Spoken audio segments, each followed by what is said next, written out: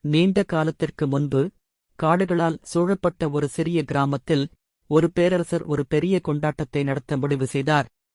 அவர் நிகழ்வில் யானையைச் சேர்க்க விரும்பினார், ஆனால் ஒரு சிக்கல் இருந்தது. புதிதாக கட்டப்பட்ட மரப்பாலத்தை கடக்க யானையின் சரியான எடையை அவர் அறிந்து கொள்ள வேண்டும்.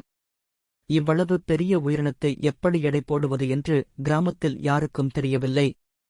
பெரியவர்கள் தங்கள் தலையை சொரிந்தனர், அறிஞர்கள் அவர்களின் சுருள்களை ஆலோசித்தனர், ஆனால் எந்த யோசனையும் வேலை செய்யவில்லை. அதே கிராமத்தில் அதிதி என்ற பிரகாசமான இளம் பெண் வசித்து வந்தாள். அவள் அடிக்கடி தன் நாட்களை இயற்கையை கவனிப்பதிலும் சிறு சிறு புதிர்களைத் தீர்ப்பதிலும் கழித்தாள்.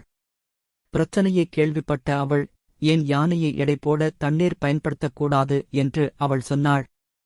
கிராமவாசிகள் முதலில் சிரித்தனர், ஆனால் அவள் தனது யோசனையை விளக்கினாள்.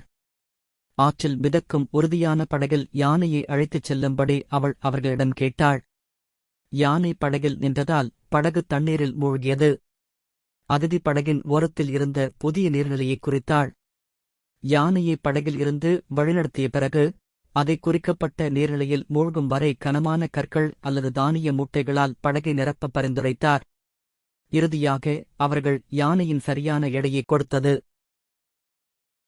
அவளுடைய புத்திசாலித்தனத்தைக் கண்டு கிராமவாசிகள் வியப்படைந்தனர். அவளுடைய புத்திசாலித்தனமான தீர்வைக் கேட்ட பேரரசர் அவளுக்கு பொற்காசுகளை பரிசாக வழங்கினார்.